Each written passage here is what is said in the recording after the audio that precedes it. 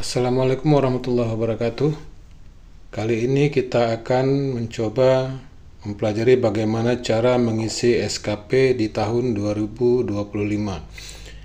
Yang pertama, kita coba cari dulu di Google alamat SDM Kemendikbud Go.id ya untuk mengisi SKP-nya. Setelah kita mendapatkan alamat, maka kita masuk ke alamat tersebut. Nah, ini adalah gambar depan dari aplikasi penilaian kinerja SKP Kementerian Pendidikan Kebudayaan. Kita masukkan password dan ID. Setelah berhasil masuk, ini adalah halaman utama dari pengisian SKP di tahun 2025. Kita klik perbaharui supaya bisa datanya diperbaharui. Ini terhubung ke pusat ya, langsung bukan per lembaga lagi. Setelah kita perbaharui, maka akan muncul ke menu utama. Di sini ada tampilan beberapa pegawai dari Politeknik Negeri Luxembourg yang sudah mengisi SKP. Dan ini diurutkan berdasarkan skor tertinggi. Selanjutnya kita pilih data pribadi untuk melihat data kita apakah sudah sesuai atau belum. Kalau ada yang belum sesuai, kita bisa menambahkan dan mengurangi apabila ada yang ingin dikurangi datanya. Nah, setelah kita menganggap data kita cocok, maka kita akan melihat secara keseluruhan data pribadi kita. Lalu kita pilih SKP untuk mengisi data SKP. Di sebelah kiri kita pilih klik SKP, maka akan masuk ke menu utama SKP. Nah, di sini sudah kita pilih SKP, lalu kita input datanya.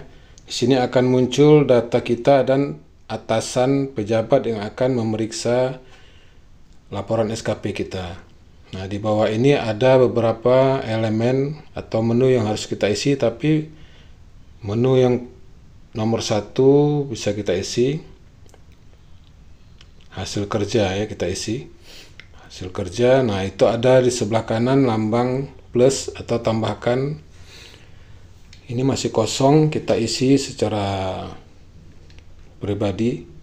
Nah, untuk memudahkan kita mengisi ini, kita buka kembali data SKP kita yang sebelumnya. Nah, ini kita pilih pilihan kedua ya, untuk hasil kerja. Kemudian untuk yang ini kita ambil dari SKP kita sebelumnya. Kita punya data SKP kita tahun sebelumnya, tinggal kita pindahkan atau kita copy paste data dari SKP kita yang sebelumnya, namun kita edit disesuaikan dengan mata kuliah yang akan kita ampu mulai semester depan. Nah, kita pilih yang pertama, kita copy dari judulnya ya. Kita copy di atas ini di Excel. Kemudian kita pindahkan ke SKP yang online. Nah, yang pertama kita pilih hasil kerjanya. Kemudian nanti bisa kita isi indikatornya. Ini cara mengisinya juga sama di SKP yang sebelumnya, kita ambil dari tahun sebelumnya. Kita blok yang mana mau kita ambil. Setelah kita blok, kita pindahkan ke SKP yang online. Namun ada sedikit yang harus kita perhatikan pada saat kita memindahkan di indikator SKP online, itu tidak boleh ada lambang strip. Nah, itu strip yang pertama, jumlah kelas, kita hapus stripnya. Nah, nanti akan otomatis pada saat kita menyimpan akan berubah menjadi simbol titik.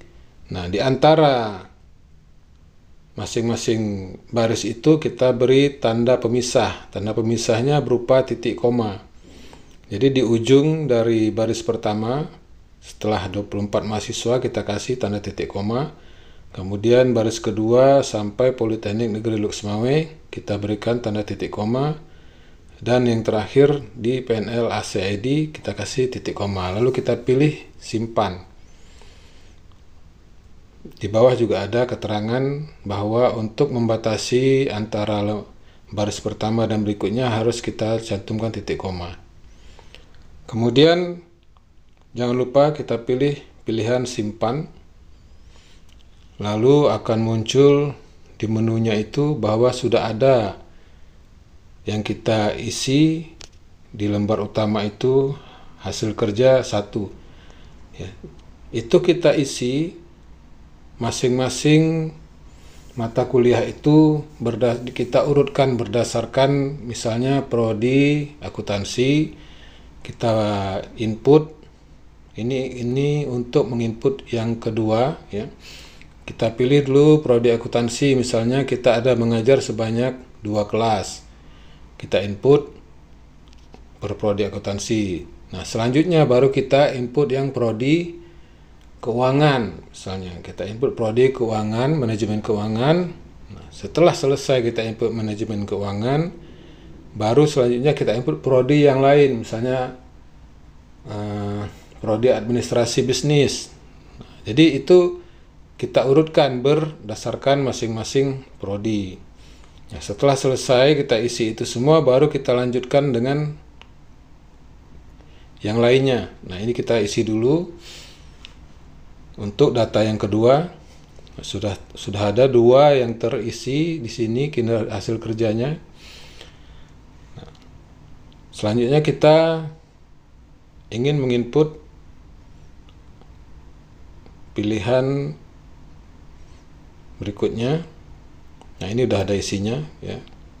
Dan sudah otomatis berubah di bawah itu. Nah, yang berwarna merah itu nanti akan berubah dengan sendirinya. Nah, ini urutan kita isi dulu hasil kerjanya dengan tugas mengajar ya. Jadi mata kuliah dulu yang kita informasikan di sini, yang kita isi tadi per prodi, kita isi masing-masing prodi, ada LKS, ada prodi lain-lainnya. Setelah kita selesai mengisi pengajaran, kita mengisi yang berikutnya RPS, dan kita isikan juga hasil bimbingan dengan mahasiswa, misalnya pembimbing akademik atau pembimbing praktek dan pembimbing tugas akhir. Lalu kita cantumkan juga sebagai penguji tugas akhir, dan selanjutnya kita cantumkan hasil bimbingan dari atasan kita, kemudian penelitian dan pengabdian kepada masyarakat. Lalu berikutnya kita tambahkan, ini untuk yang kolom B tadi, kita tambahkan keterlibatan kita apabila kita menjadi panitia, apakah panitia wisuda atau panitia di masjid dan lain-lain. Demikian, Assalamualaikum warahmatullahi wabarakatuh. Sampai jumpa.